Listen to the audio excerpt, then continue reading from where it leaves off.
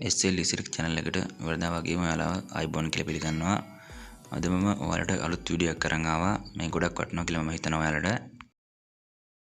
අද රටේ පවතින බොහෝ දෙනෙක් කතා වෙන ප්‍රධාන ප්‍රශ්නයක් තමයි ගෑස් කාන්දුවේ පුපුරා යාම. ඒකට බලපාන ප්‍රධාන හේතු කිහිපයක් තමයි මම අද ඔයාලට කියලා දෙන්න යන්නේ. සාමාන්‍යයෙන් ගෘහස්ත ගෑස් එක බියුටේන් 80ක් 70ක් අතර අන්තර්ගත වෙනවා. ඒ වගේම ප්‍රොපේන් 20ක් 30ක් අතර අන්තර්ගත වෙනවා. මේ සංයුතිය වෙනස් වෙනවා තමයි ගෑස් සිලින්ඩරේ ප්‍රෙෂර් එක වැඩි වෙන්නේ. එතකොට ගෑස් එක ලීක් වෙන්න තියෙන ඉඩකඩ ගොඩක් වැඩි. දැන් ඔයාලට මම පෙන්වන්නම් ගෑස් එක ලීක් චෙක් කරන්නේ කොහොමද කියලා. අලුතෙන් ගෙනාපු ගෑස් එකේ මේ කවරේ අපි ඉවත් කර ගන්න ඕන මුලින්ම. ඊට පස්සේ අපි සබන් පෙන ද්‍රාවණයක් හදා ගන්න ඕන ස්පොන්ජ් එකකට හරි පින්සල් බ්‍රෂ් එකකට හරි. ඊට පස්සේ අපි මේ ගෑස් වැල් එකේ සබන් තවරන්න ඕන මේ ආකාරයට. මේක තමයි අපිට බලන්න පුළුවන් තියෙන සරලම ක්‍රමය. වැල් එකේ ලීක් එකක් තියෙනවා නම් සබන් පෙනවල බුබුලු වෙන්න ඕන. එම ස්ථානය තප්පර කිහිපයක් හොඳින් බලන් ඉන්න. ඔයාලට බලා ගන්න පුළුවන් මේ වැල් එකේ ලීක් එකක් නැහැ.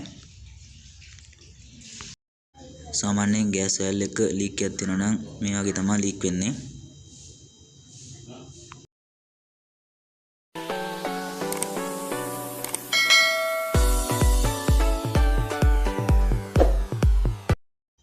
මේ වැල් එකේ මෙතන තියෙන නොබ් එකක් ඒක ඇදුනාමත් ලීක් වෙනවා. ඔයාලා රෙගුලේටරේ ගෑස් එකට සම්බන්ධ කරපුවාම ලීක් වෙනවා නම් මේ රබර් රෝරින් එකේ තමයි දෝෂය තියෙන්නේ. ඔයාලා ගෙදර පාර්ට්නර් ගෑස් සිලින්ඩරයක් තියෙනවා නම් ඒකේ ඕරින් එක අයින් කරලා මේකේ ඕරින් එකට මාරු කරගෙන පාවිච්චි කරන්න පුළුවන්. මේක ඔයාලට බලා ගන්න පුළුවන් වෙන්නේ රෙගුලේටර් අතරින් දුර්ගන්ධයක් එනවා. එහෙමත් නැත්නම් රෙගුලේටර් අතරින් පොඩි ශබ්දයක් එනවා ගෑස් ලීක් වෙන. මේ ඕරින් එක මාරු කරලත් ගෑස් ලීක් එක හරියන්නේ නැත්නම් ඔයා වඩාත් හොඳයි වෙනත් සිලින්ඩරයකට යනවා නම්.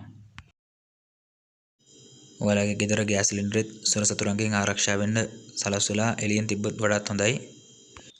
මේ විදිහට තිබ්බාම හොඳට වාතාශ්‍රය ලැබෙනවා ගෑස් සිලින්ඩරයට. ඒතකොට ගෑස් ලීක් එකක් වුණත් ගෑස් සිලින්ඩරෙන් එකකින් වැඩි හානියක් වෙන්නේ නැහැ. අනිත් එක තමයි ඔයාලගේ නිවසේත් ගෑස් ලීක් එකක් වෙලා තිබ්බොත් දුර්ගන්ධයක් හමනවා. අපි ඒ ගැන හිතන්නේ නැතුව ලයිට් ස්විච් එකක් දැම්මොත් ඒ ස්පාර්ක් එක පවා විශාල විනාශයක් කරනවා.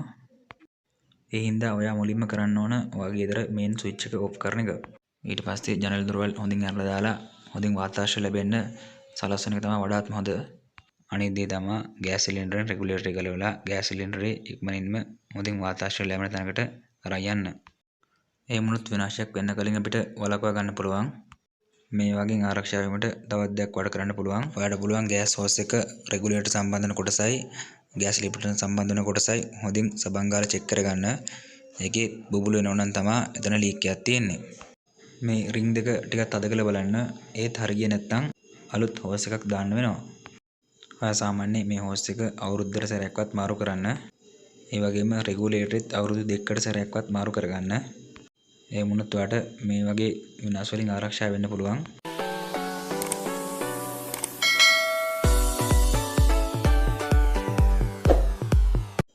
මම හිතනවා මේ වීඩියෝ එකෙන් ඔයාලා යම් කිසි දෙයක් ඉගෙන ගන්න ඇති කියලා. ඔයාලත් මේ වීඩියෝ එකට කැමති නම් ලයික් කරන්න, කමෙන්ට් කරන්න, ෂෙයා කරන්න, ඒ වගේම සබ්ස්ක්‍රයිබ් කරන්නත් අමතක කරන්න එපා.